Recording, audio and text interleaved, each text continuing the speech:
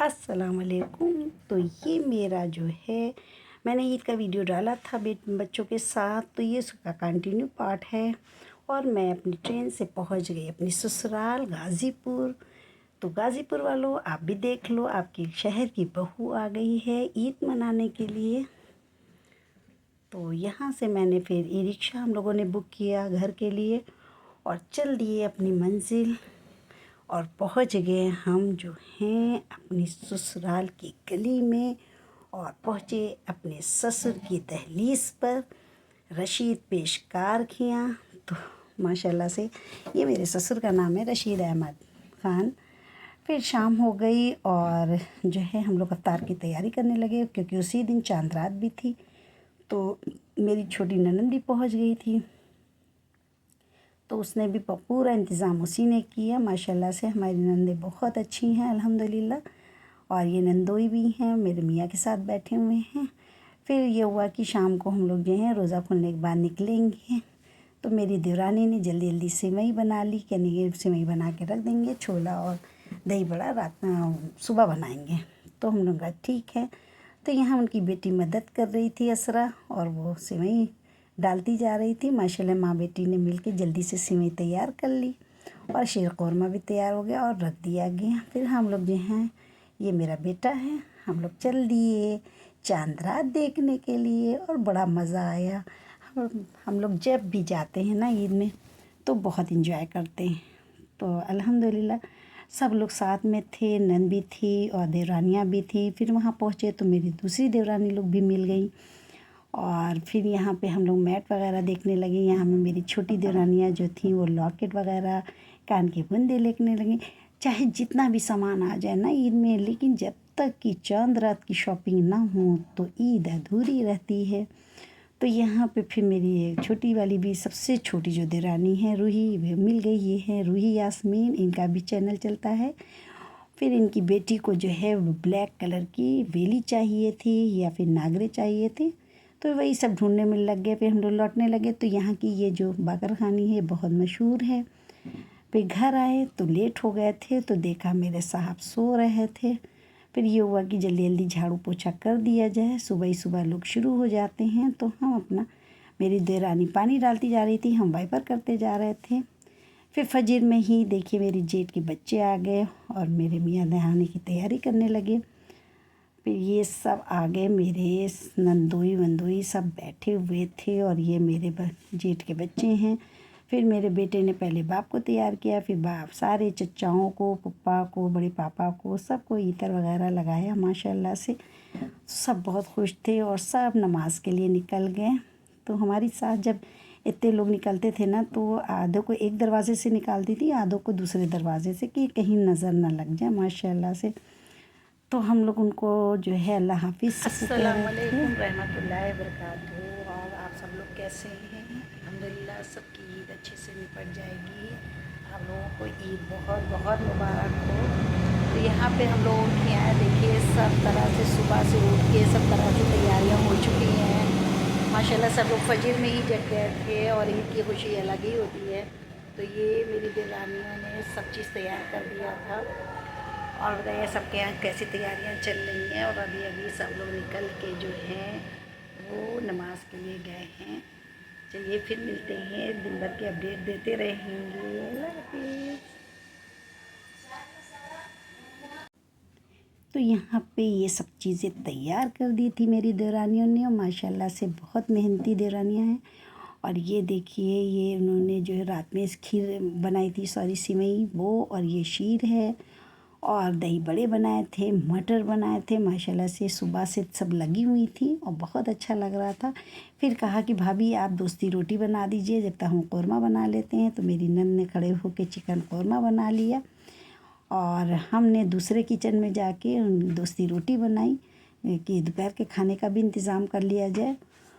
तो सब लोगों से कहा गया कि अब हो गया हो काम, तो सब लोग नहाओ धोए। तो यहाँ मेरी छोटी ननद जो है वो ईदी बांटने लगी सबको। ये मेरे लिए कंगन लाई थी, बहुत ही प्यारे कंगन थे, और मैंने पहन भी लिया जल्दी से। और फिर सबको, सब लोग आने लगी, मेरी छोटी देवरानी भी आ गई, ये हम बांटने लगे ईदी। ये नंद की बेटियां हैं और ये मेरी छोटी देवरानी, सबसे छोटी देवरानी आ गई। कहने लगे भाभी ईद मिलोगी कि नहीं। हमने कहा अभी नहाए नहीं है, तो बोली ऐसे ही मिल लो। तो फिर सब, और ये मेरी बड़ी जेठानी की बेटी है। तो हम फिर खड़े हो गए इनसे ईद मिलने के लिए, और बहुत अच्छा लगा जब ईद मिले। हेलो गाइस, ये मेरी सबसे छोटी देवरानी है, मैं इससे छोटी हूँ। फिर मैंने भी सबको ईदी बांटी, और मैंने फिर इसको रिफ़ा को मैंने दिया, तो बड़ी खुश हो गई। कह रही है थैंक यू बड़ी अम्मी। तो हमने कहने लगी थैंक यू नहीं कहो, सलाम करो। तो ये होते हैं बच्चे न्यू जनरेशन के। और मेरे मियाँ गिलो गिल हो रहे थे देख देख के कि हमारे घर वालों को मेरी बीवी कितना अच्छा सपोर्ट कर रही है। फिर मैंने कहा सोचा इनके साथ भी एक सेल्फ़ी हो जाए, तो मैं अपने मियाँ के साथ सेल्फ़ी करने लगी। और फिर निकल पड़े हम लोग तैयार हो के अपनी नंद के घर। तो हम उनका पहले भाभी के यहाँ हो लेते हैं, तो हम पहले अपनी मझली जेठानी के यहाँ पहुँचे। ये उनकी पोती है अरवा। तो सब लोग इसको पहले गिफ्ट देने लगे, क्योंकि भाई पोती है घर की। और ये इनकी बहू आ गई, तो हम उनका फिर सब लोग ईदी इसको भी देने लगे। फिर हम लोग बाहर निकले, तो वहाँ ईदू भाई जो थे वो हर साल ईद का मेला लगाते हैं, हिंडोलन वगैरह ले आते हैं। तो बेचारे पूरे महल्ले के बच्चों की ईदी जो है ये घसीट लेते हैं अपना झूला झुला के।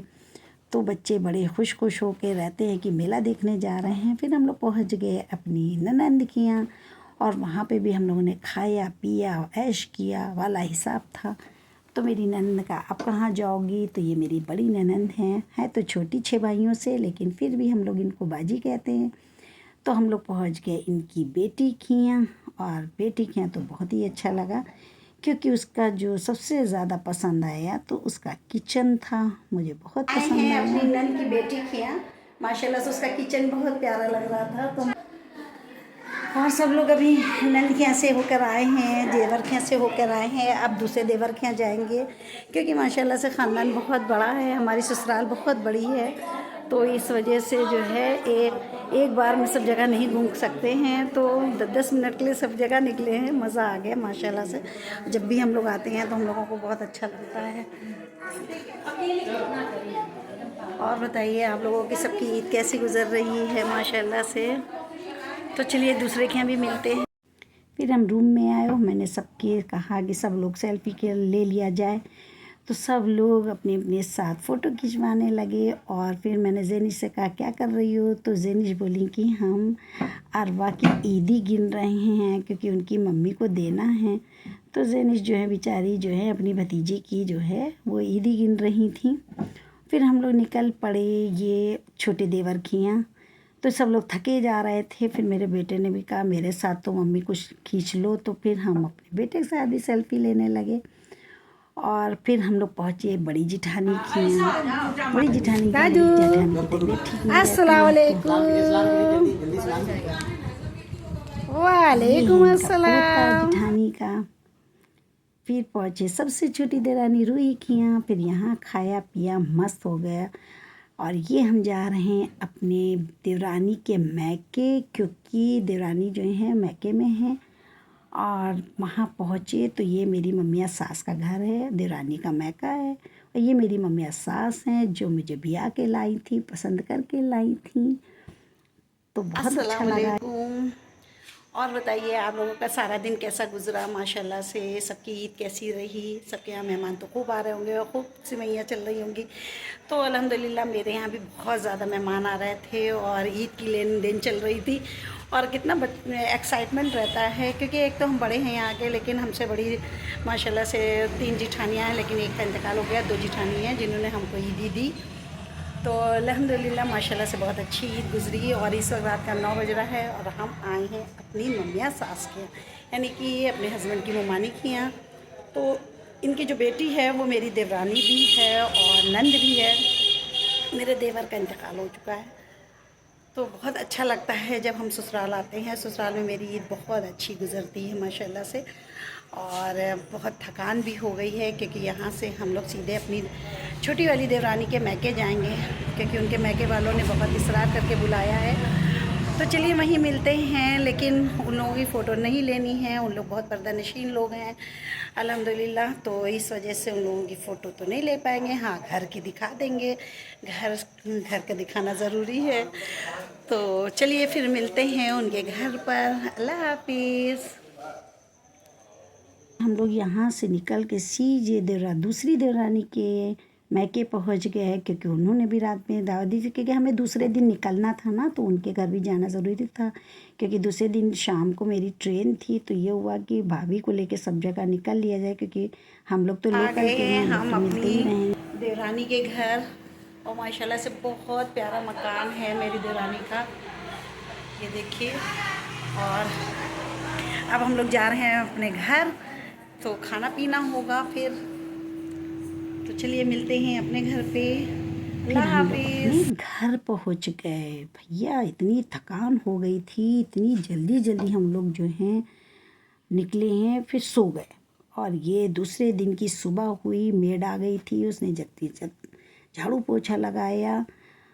तो जब मैं कमरे में जाके देखी, मैं नमाज़ पढ़ के उठी, तो मैंने देखा सब सो रहे हैं, और मेरी जो देवरानी थी वो मेरे मियाँ को चाय नाश्ता दे रही थी। मैंने कहा ये काम तो हुमा तुमने बहुत अच्छा किया है कि तुमने अपने भाई को नाश्ता दे दिया। तो ये साहब मेरे जो थे वो चाय पी रहे थे, और फिर दोपहर में मेरे जिठानी और नंद सब मिलने आ गए कि भाभी शाम को चले जाएंगे। तो यहाँ पे हम जो है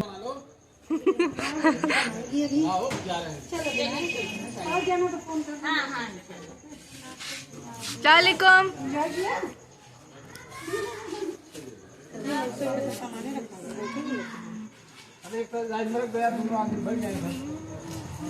मैं भी चली लखनऊ। चलो टाटा बाय बाय असरा। तुम्हारा है क्या? तुम बना रही? वो मैं क्यों बनाऊंगी? क्या अलग ले लो। हीरो।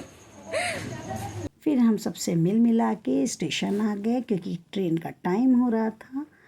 और ये मेरे बेटा टहल रहा है ट्रेन के इंतज़ार में, इधर मेरे मियाँ खड़े हुए हैं इंतज़ार में कि अब ट्रेन आ जाए, क्योंकि जब प्लेटफॉर्म पे आ जाओ ना तो ट्रेन का इंतज़ार बहुत बुरा लगता है। तो यहाँ पे जा रही हूँ अपने घर बाराबंकी, वहीं चल के मिलते हैं। अल्लाह हाफिज़।